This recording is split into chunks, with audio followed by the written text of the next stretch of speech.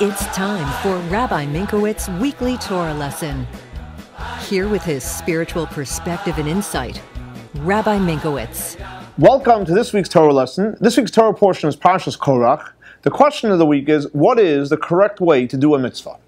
So we find interesting, famous story of Parsha Korach, where Korach has this huge fight with Moshe Rabbeinu. Now, what is the source of the fight? So what's interesting is, we know that God is all about emes, about truth.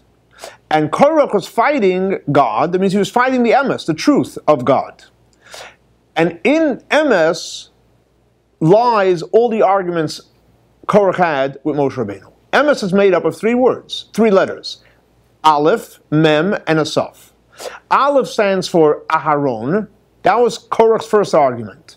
The Aleph resembling Aharon, that means we're all holy. Why do we need an Aaron in our life? Why do we need a teacher? Why do we need a mentor? We're all equal. That was his first argument. Mem stands for what? Mezuzah. Korach's argument was, if you have a beautiful library, a beautiful synagogue with all these books, or a house, why do you need a mezuzah on the door? And that is the Mem from Emes, resembling the mezuzah. The Saf resembles what? Tchelas. Korach says, if you have a talis that's all blue, why do you need the strings for? What do you need the tchelas for in the strings? Now, what is the essence of the argument? So the Rebbe explains, interesting, that in Korach's name, you have the reason behind his argument. In other words, we know that holiness is about Hashem. Hashem, what letter in the alphabet resembles Hashem? The Hey, standing for Hashem. And the Hey is actually a strong spiritual significance, because the Hey is structured a right wall, a top wall, a little gap, and the left wall, which refers to our thought, our speech, and our action. That means every part of our thought, speech, and action should be connected to God in a healthy and positive way. Korach had an issue with the Hey, which on three levels. Let's look at the first letter of Korach's name, a Kuf. So a Kuf looks like a Hey. The difference is that the left stick goes further down. What does that resemble? Because we know that the lines are supposed to be even. That means that your action and your inspiration, machshava, and your ma'aser are supposed to be lined up. The Kuf resembles, you're going to do things without inspiration. That's what the Kuf resembles.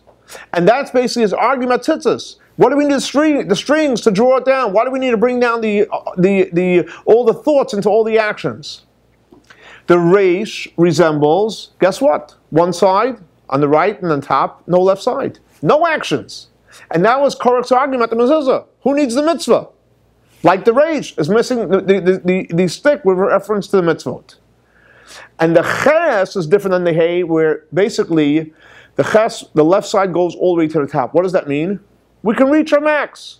There's no reason to grow.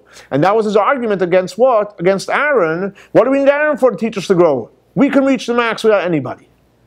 So in other words, so you see, based on Korach's argument, you learn what is the correct way to do a mitzvah. Number one is, you have to do the mitzvah. That's number one. Number two, you should do it with inspiration. And number three, even after you're doing it, and you're doing it with inspiration, know that as great as you're doing the mitzvah, you can go higher and higher.